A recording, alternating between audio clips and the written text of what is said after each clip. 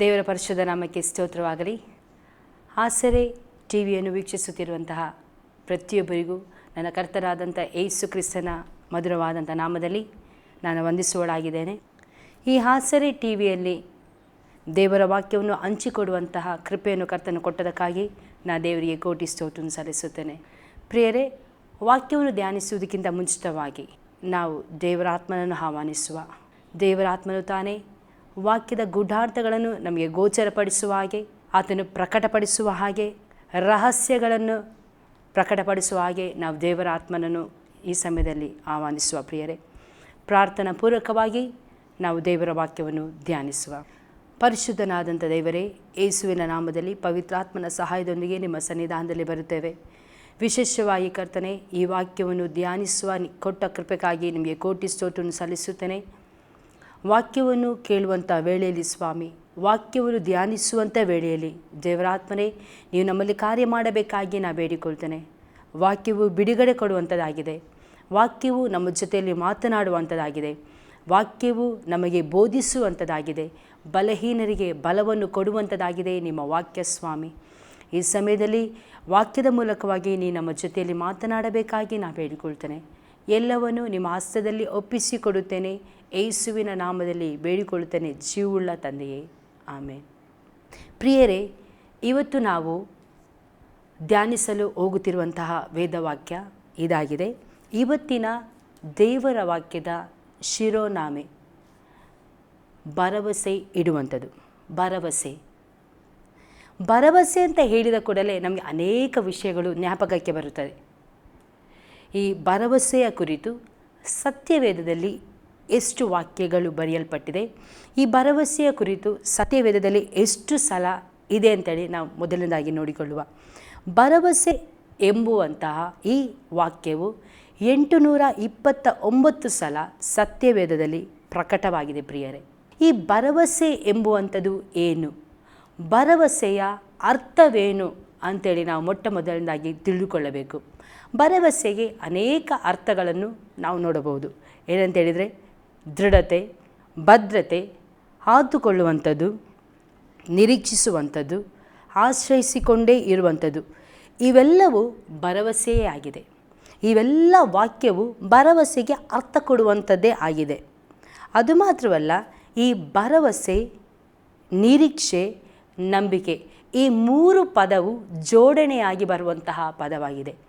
ಇನ್ನೊಮ್ಮೆ ನಾನು ಹೇಳ್ತೇನೆ, ಭರವಸೆ, ನಿರೀಕ್ಷೆ, ನಂಬಿಕೆ, ಈ 3 ಸಹ ಜೋಡಣೆಯಾಗಿ ಬರುವಂತಹ ಪದವಾಗಿದೆ.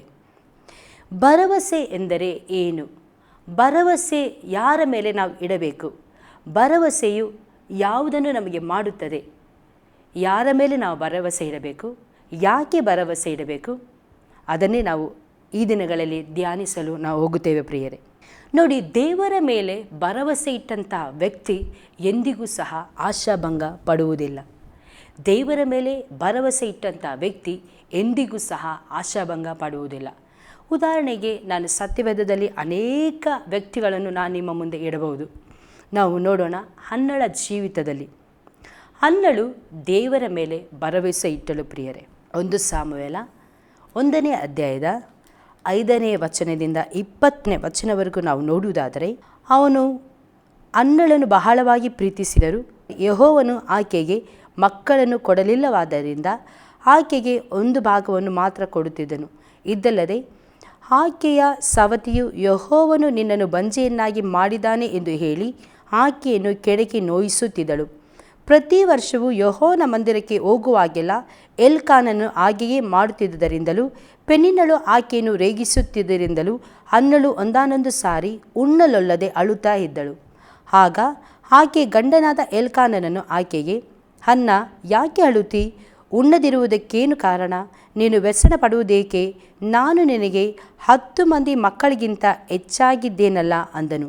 ಆಗ ಅವರು ಸಿಲೋವಿನಲ್ಲಿ ಅನ್ನಪಾನಗಳನ್ನು ತೆಗೆದುಕೊಂಡ ಮೇಲೆ ಹನ್ನಳು ಎದ್ದು ಯಾಜಕನಾದ ಏಲಿಯು ಯೆಹೋವನ ಮಂದಿರ ದ್ವಾರದ ನಿಲುವು ಪಟ್ಟಿಗಳ ಬಳಿಯಲ್ಲಿ ಒಂದು ಪೀಠದ ಮೇಲೆ ಕೂತಿರುವಾಗ ಹೋಗಿ ಬಹು ದುಃಖದಿಂದ ಕಣ್ಣೀರು ಸುರಿಸುತ್ತಾ ಯೆಹೋವನನ್ನು ಕುರಿತು, ಸೇನಾಧೀಶ್ವರದ ಯೆಹೋವನೇ, ನಿನ್ನ ದಾಸಿಯ ದುಃಖವನ್ನು ಪರಾಮರಿಸು, ನನ್ನನ್ನು ತಿರಸ್ಕರಿಸದೆ ಕನಿಕರವಿಟ್ಟು ನನಗೊಬ್ಬ ಮಗನನ್ನು ಕೊಡಬೇಕು. ಅವನು ಜೀವದಿಂದಿರುವ ತನಕ ನಿನ್ನವನಾಗಿ ಇರುವ ಹಾಗೆ ನಿನಗೆ ಪ್ರತಿಷ್ಠಿಸಿ ಕೊಡುವೆನು. ಅವನ ತಲೆಯ ಮೇಲೆ ಕ್ಷೌರ ಕತ್ತಿಯನ್ನು ಬರಗೊಡುವುದಿಲ್ಲ ಎಂದು ಪ್ರಾರ್ಥಿಸಿ ಅರಿಕೆ ಮಾಡಿದಳು. ಆಕೆಯು ಬಲು ಹೊತ್ತಿನವರೆಗೂ ಯೆಹೋವನ ಮುಂದೆ ಪ್ರಾರ್ಥನೆ ಮಾಡುತ್ತಿರುವಾಗ ಏಲಿಯು ಆಕೆಯ ಬಾಯನ್ನೇ ನೋಡುತ್ತಿದ್ದನು. ಆಕೆಯು ಹೃದಯದಲ್ಲಿ ಪ್ರಾರ್ಥಿಸುತ್ತದರಿಂದ ತುಟಿಗಳು ಮಾತ್ರ ಅಲ್ಲಾಡುತ್ತಿದ್ದವು, ಶಬ್ದ ಕೇಳಿಸಲಿಲ್ಲ. ಆದದರಿಂದ ಈಕೆಯು ಮದ್ಯಪಾನ ಮಾಡಿದ್ದಾಳೆಂದು ಅವನು ನೆನೆಸಿ, ನಿನ್ನ ಅಮಲು ಇನ್ನೂ ಇಳಿಯಲಿಲ್ಲವೋ? ದ್ರಾಕ್ಷರಸದ ಮತ್ತು ನಿನ್ನನ್ನು ಬಿಟ್ಟು ಹೋಗಲಿ ಅಂದನು. ಅದಕ್ಕೆ ಹನ್ನಳು, ಸ್ವಾಮಿ, ಹಾಗಲ್ಲ, ನಾನು ಬಹು ದುಃಖ ಪೀಡಿತಳು. ದ್ರಾಕ್ಷರಸವನ್ನಾದರೂ ಬೇರೆ ಯಾವ ಮದ್ಯವನ್ನಾದರೂ ಕುಡಿಯದವಳಲ್ಲ. ನನ್ನ ಮನೋವ್ಯಥೆಯನ್ನು ಯೆಹೋವನ ಮುಂದೆ ಒಯ್ದಿದ್ದೇನೆ. ಹಲ್ಲೆಲೂಯಾ.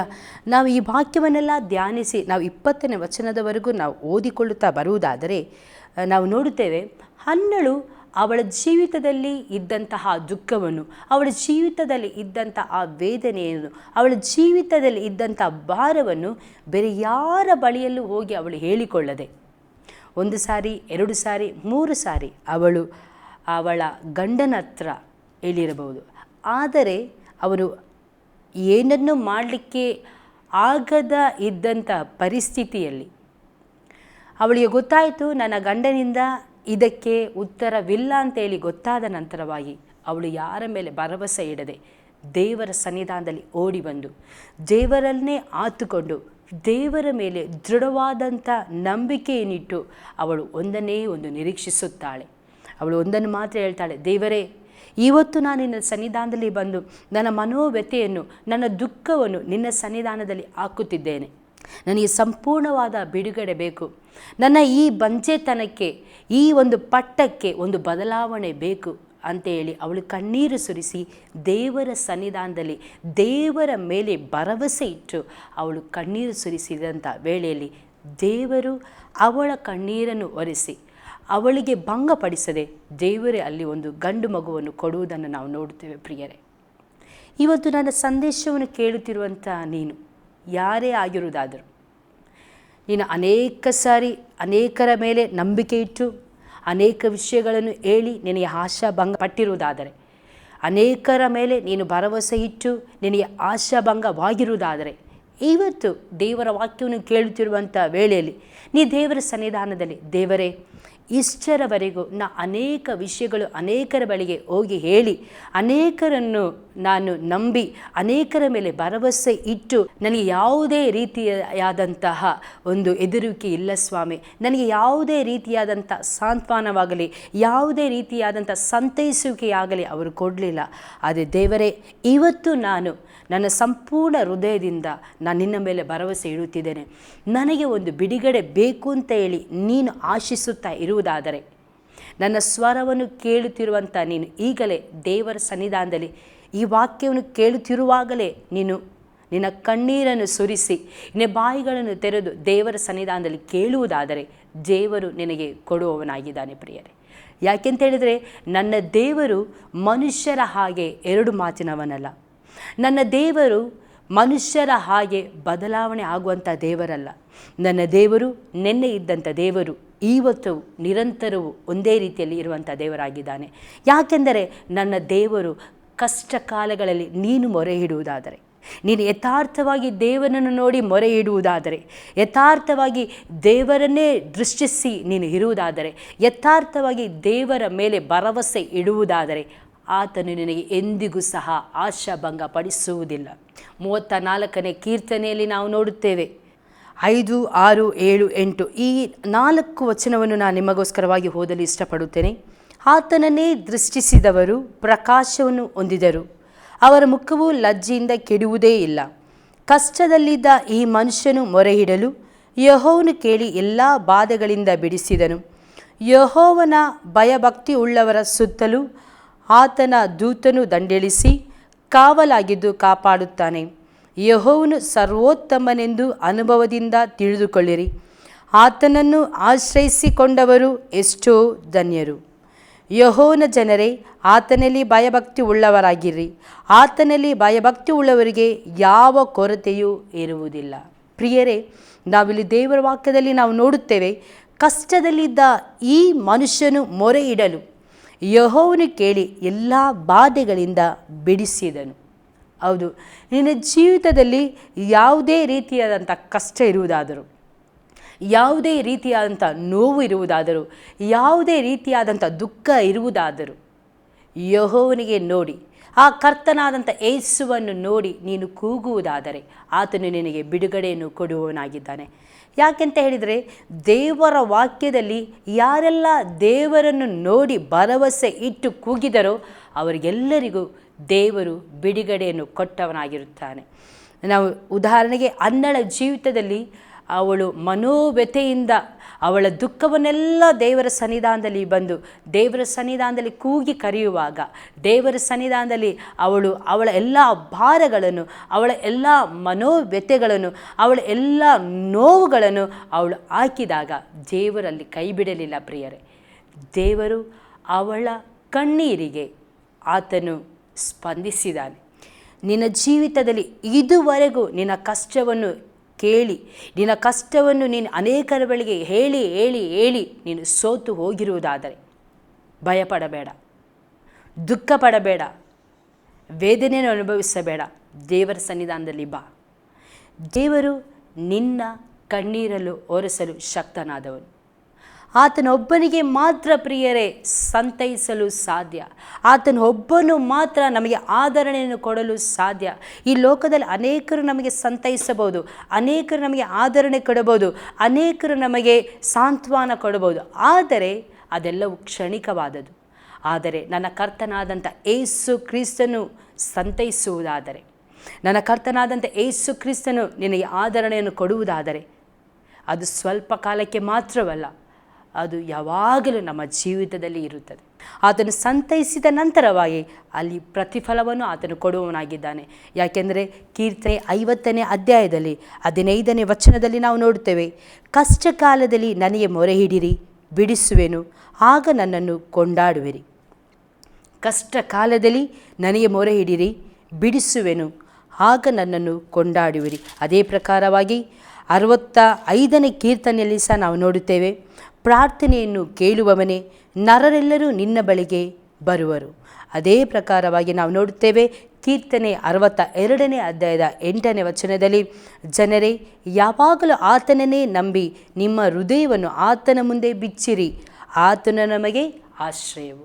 ಆತನ ನಮಗೆ ಆಶ್ರಯ ಪ್ರಿಯರೇ. ಹೌದು, ಅನೇಕ ವೇಳೆಯಲ್ಲಿ ನೀವು ಸೋತು ಹೋಗಿರುವುದಾದರೆ, ನೋವುಗಳನ್ನು ಅನುಭವಿಸಿ ಈ ಒಂದು ಕಷ್ಟದಿಂದ ನನಗೆ ಬಿಡುಗಡೆ ಕೊಡುವವರು ಯಾರೂ ಇಲ್ಲ, ಈ ಒಂದು ಕಷ್ಟದ ಸಂದರ್ಭದಲ್ಲಿ ನನಗೆ ಸಂತೈಸುವವರು ಯಾರೂ ಇಲ್ಲ, ಅಯ್ಯೋ ನನ್ನ ಸ್ನೇಹಿತರೆಲ್ಲರೂ ನನಗೆ ಕೈಬಿಟ್ಟರು, ನನ್ನ ಪ್ರಾಣ ಪ್ರಿಯರೆಲ್ಲರೂ ನನಗೆ ಕೈಬಿಟ್ಟರು, ನನ್ನ ಸ್ವಂತದವರೇ ನನಗೆ ಕೈಬಿಟ್ಟರು ಅಂತ ಹೇಳಿ ನೀನು ಮನೋವ್ಯಥೆಯಿಂದ ನೀನು ಈ ಕುಳಿತುಕೊಂಡು ಈ ಸಂದೇಶವನ್ನು ಕೇಳುತ್ತಾ ಇರುವುದಾದರೆ ನಿನಗೆ ಒಂದು ಒಳ್ಳೆಯ ಸಂದೇಶವನ್ನು ಕರ್ತನು ಕೊಡಲು ಬಯಸುವವನಾಗಿದ್ದಾನೆ. ಏನಂತೇಳಿದರೆ, ಆತನು ನಿನ್ನನ್ನು ಪ್ರೀತಿಸುವವನಾಗಿದ್ದಾನೆ. ಅನ್ನಳ ಜೀವಿತದಲ್ಲಿ ಅನ್ನಳು ಅವಳ ಹೃದಯದಲ್ಲಿದ್ದಂಥ ಎಲ್ಲ ಭಾರಗಳನ್ನು, ಎಲ್ಲ ಮನೋವ್ಯಥೆಗಳನ್ನು, ಎಲ್ಲ ದುಃಖಗಳನ್ನು ಯಾವ ರೀತಿಯಲ್ಲಿ ದೇವರ ಸನ್ನಿಧಾನದಲ್ಲಿ ಒಯ್ದಳು, ಅದೇ ಪ್ರಕಾರವಾಗಿ ಈ ಮಧ್ಯಾಹ್ನದ ವೇಳೆಯಲ್ಲಿ ನನ್ನ ಮಾತನ್ನು ಕೇಳುತ್ತಿರುವಂಥ ನೀನು ನಿನ್ನ ಎಲ್ಲ ದುಃಖಗಳನ್ನು, ನಿನ್ನ ಎಲ್ಲ ವೇದನೆಗಳನ್ನು, ನಿನ್ನ ಎಲ್ಲ ನೋವುಗಳನ್ನು ಕರ್ತನಿಗೆ ನೀನು ಒಯ್ಯುವುದಾದರೆ, ಕರ್ತನ ಪಾದದಲ್ಲಿ ಒಯ್ಯುವುದಾದರೆ ಆತನು ನಿನ್ನನ್ನು ಸಂತೈಸುವವನಾಗಿದ್ದಾನೆ. ಅನ್ನಳ ಜೀವಿತದಲ್ಲಿ ಆತನ ಹಾಗೆ ಬಿಡಲಿಲ್ಲ. ಅವನ ಜೀವಿತದಲ್ಲಿ ದೇವರು ಆ ನಿರೀಕ್ಷೆಯನ್ನು ಆತನು ಹುಟ್ಟಿಸಿದನು. ಮಾತ್ರವಲ್ಲ, ಅವಳ ಜೀವಿತದಲ್ಲಿ ಒಂದು ಮಗುವನ್ನು ದೇವರು ಕೊಟ್ಟು ಅಲ್ಲಿ ಮಾನಿಸುವುದನ್ನು ನಾವು ನೋಡುತ್ತೇವೆ. ನಿನ್ನ ಜೀವಿತದಲ್ಲೂ ಸಹ ಇದುವರೆಗೂ ನೀನು ಅಪಮಾನವನ್ನೇ ಅನುಭವಿಸುತ್ತಾ ಇರುವುದಾದರೆ, ಅನೇಕರಿಂದ ನಿಂದೆಯೇ ಅನುಭವಿಸುತ್ತಾ ಇರುವುದಾದರೆ, ಕುಟುಂಬದಲ್ಲಿ ನಿಂದೆ, ನೆರೆಕೆರೆಯವರಿಂದ ನಿಂದೆ, ಸ್ನೇಹಿತರ ಮೂಲಕವಾಗಿ ನಿನಗೆ ನಿಂದೆ, ಹೋಗುವಂಥ ಕೆಲಸದಲ್ಲಿ ನಿನಗೆ ನಿಂದೆ, ಇರುವಂಥ ಸ್ಥಳದಲ್ಲಿ ನಿನಗೆ ನಿಂದೆ, ಎಲ್ಲ ಸುತ್ತಮುತ್ತಲೂ ನೀನು ನಿಂದೆಯ ಅವಸ್ಥೆಯಲ್ಲಿ ಇರುವುದಾದರೆ ಇವತ್ತು ನಿನಗೆ ಒಂದು ಒಳ್ಳೆಯ ಸಂದೇಶ. ನಿನ್ನ ನಿಂದೆಯನ್ನು ನೀಗಿಸಿ ದೇವರು ನಿನ್ನನ್ನು ಮಾನಿಸುವವನಾಗಿದ್ದಾನೆ. ನನ್ನ ಮಾತನ್ನು ಕೇಳುತ್ತಿರುವಂಥ ಪ್ರಿಯ ದೇವಜನರೇ, ದೇವರು ಅನ್ನಳ ಜೀವಿತದಲ್ಲಿ ಕಾರ್ಯ ಮಾಡಿದ ಅದೇ ಪ್ರಕಾರವಾಗಿ ನಿನ್ನ ಜೀವಿತದಲ್ಲಿಯೂ ಕಾರ್ಯ ಮಾಡಲು ಶಕ್ತನಾಗಿದ್ದಾನೆ. ನನ್ನ ಜೀವಿತದಲ್ಲಿ ದೇವರ ಅದ್ಭುತವನ್ನು ಮಾಡಿದನು, ಅದೇ ದೇವರು ಸಹ ಇಂದು ಜೀವಿಸುತ್ತಿದ್ದಾನೆ. ಆ ದೇವರು ಎಂದಿಗೂ ಸಹ ಕೈ ಬಿಡುವಂತಹ ದೇವರಲ್ಲ. ನಾನು ಸೇವಿಸುತ್ತಿರುವಂತಹ ದೇವರು ಕೈ ಬಿಡದ ದೇವರು. ಯಾಕೆಂದರೆ ಎತ್ತ ತಾಯಿ ತನ್ನ ಮಗುವನ್ನು ಮರೆತರೂ ಮರೆತಾಳು, ಆದರೆ ನಾನು ನಿನ್ನನ್ನು ಮರೆಯುವುದಿಲ್ಲ ಎಂದು ಆತನು ವಾಗ್ದಾನ ಮಾಡಿದಂಥ ದೇವರು. ಆ ವಾಗ್ದಾನ ಮಾಡಿದಂಥ ದೇವರು ನಮ್ಮ ಮುಂದೆ ಇದ್ದಾನೆ. ಆ ದೇವರನ್ನು ನಾವು ದೃಷ್ಟಿಸಿ ಆ ದೇವರ ಮೇಲೆ ಭರವಸೆ ಇಟ್ಟು ನಾವು ಮುಂದೆ ಹೋಗುವುದಾದರೆ ಆತನು ದೇವರು ನಮ್ಮನ್ನು ಮಾನಿಸುವವನಾಗಿದ್ದಾನೆ. ಪ್ರಿಯರೇ, ಈ ಸಮಯದಲ್ಲಿ ನಾವು ನಮ್ಮ ಕಣ್ಣುಗಳನ್ನು ಮುಚ್ಚಿ ಪ್ರಾರ್ಥಿಸುವ. ಪರಿಶುದ್ಧನಾದಂಥ ದೇವರೇ, ನಿಮಗೆ ಕೋಟಿ ಸ್ತೋತ್ರವನ್ನು ಸಲ್ಲಿಸುತ್ತೇನೆ ಸ್ವಾಮಿ. ಇವತ್ತು ಕರ್ತನೆ, ಅನ್ನಳ ವಿಷಯದಲ್ಲಿ ಧ್ಯಾನಿಸುವ ಹಾಗೆ ನೀನು ನಮಗೆ ಕೊಟ್ಟಂಥ ಕೃಪೆಗಾಗಿ ಸ್ತೋತ್ರ. ಹೌದು ಕರ್ತನೆ, ಅನ್ನಳ ಜೀವಿತದಲ್ಲಿ ಅನೇಕ ನೋವುಗಳು, ಅನೇಕ ವೇದನೆಗಳು, ಅನೇಕ ಕಷ್ಟಗಳು, ಅನೇಕ ನಿಂದೆಗಳು ಬಂದಾಗಲೂ ಸಹ ಅವಳು ನಿನ್ನ ಮೇಲೆ ಭರವಸೆ ಇಟ್ಟು ನಿನ್ನನ್ನು ನೋಡಿ ನಿನ್ನನ್ನು ಆತುಕೊಂಡಾಗ ಅವಳಿಗೆ ನೀ ಬಿಡುಗಡೆಯನ್ನು ಕೊಟ್ಟಂಥ ದೇವರು, ಅವಳಿಗೆ ಮಾನಿಸಿದಂಥ ದೇವರು, ಅದೇ ದೇವರು ಇಂದಿಗೂ ಜೀವಿಸುತ್ತಿದೆಯಾ ಸ್ವಾಮಿ. ನಿನ್ನನ್ನು ನೋಡಿ ನಾವೆಲ್ಲರೂ ತಲೆಬಾಗಿ ಪ್ರಾರ್ಥಿಸುತ್ತಿದ್ದೇವೆ. ನಮಗೆ ಇಂದು ಬಿಡುಗಡೆಯನ್ನು ಕೊಡು ಸ್ವಾಮಿ. ನಮ್ಮ ದುಃಖವನ್ನು ನೀಗಿಸಿ, ನಮ್ಮ ವೇದನೆಗಳನ್ನು ನೀಗಿಸಿ, ನಮ್ಮ ಕಷ್ಟಗಳನ್ನು ನೀಗಿಸಿ ನಮಗೆ ಒಂದು ಬಿಡುಗಡೆಯನ್ನು ಕೊಟ್ಟು ನೀ ನಡೆಸಬೇಕಾಗಿ ನಾ ಬೇಡಿಕೊಳ್ತೇನೆ ಸ್ವಾಮಿ. ಕರ್ತನೆ, ತಲೆಬಾಗಿರುವಂಥ ಪ್ರತಿಯೊಬ್ಬರನ್ನು ನೀವು ಆಶೀರ್ವದಿಸಿ ನಡೆಸಿ. ಪ್ರಾರ್ಥನೆ ಕೇಳಿದ ದೇವ ನೀನಾಗಿದ್ದಕ್ಕಾಗಿ ಸ್ತೋತ್ರ. ಯೇಸುವಿನ ನಾಮದಲ್ಲಿ ಬೇಡಿಕೊಳ್ತೇನೆ ಜೀವುಳ್ಳ ತಂದೆಯೇ, ಆಮೇನ್.